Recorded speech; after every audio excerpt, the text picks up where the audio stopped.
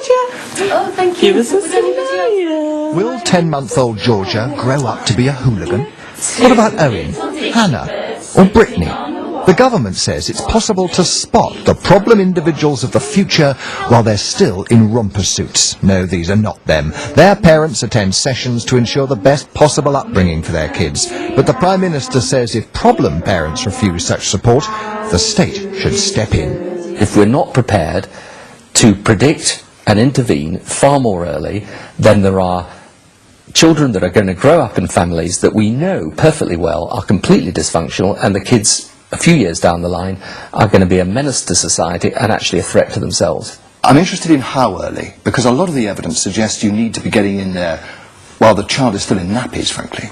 Or pre-birth, even. We should be intervening far earlier, making it clear that in those circumstances, from a very early age, there's going to be support, but also some sense of discipline and framework put in place in order to make sure that that child gets a better start in life.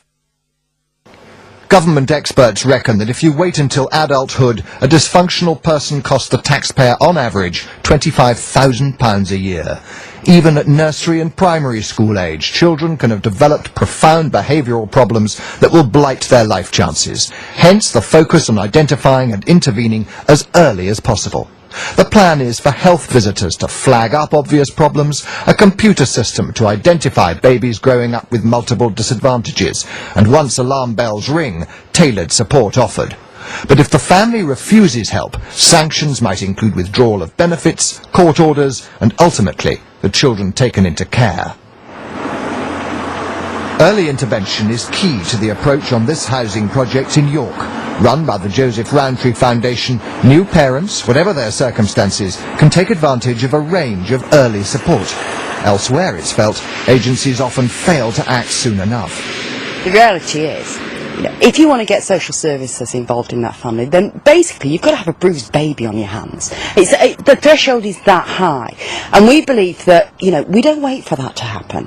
We pick up on the signs at a very early point, and we get in there. And secondly, within what framework? As Mr. Blair comes towards the end of his premiership, he's anxious to leave his mark and prepared to take political risks. He knows that targeting babies and toddlers in his crusade against antisocial behaviour is bound to make headlines. That group of families that are severely dysfunctional, that have multiple problems, there is no point in sort of pussyfooting around the issue. That's scary for people, this is Big Brother. This is that kid there is a problem of the future. We must go in. Yeah, but you're going in to offer help and support. For example, you may be going in to say you're not going to accept our support, so we'll take your child away. Well, you've got to look after the interests of the child. But the idea that the state should intervene in how families bring up their children before problems occur is extremely contentious. The government is trying to take over a parenting role. I mean, the idea of removing children, the proposal isn't completely clear, but the suggestion that children would be removed is not actually tackling the problem. The answer isn't more state intervention. It's to encourage the social enterprises, the voluntary sector, the community groups, to help people without trying to run their lives for them. Ministers in your government, there's no new money for any of this. They are going to have to shift resources to put this plan into action. And they may already be looking and saying, well, we know Tony's not going to be around perhaps in a year or two, and they're looking at the next guy, aren't they? Yeah, but I think that anybody who looks at this problem will come to pretty much the same type of conclusion. Well, I think so, and the work that we've been doing recently has been an indication of that. He doesn't want to talk about when he's leaving, but expects a lot more on social exclusion. A keynote speech next week and a government-wide plan the week after. But Tony Blair's problem is that he's a short-term PM, proposing long-term policies. Mark Easton, BBC News.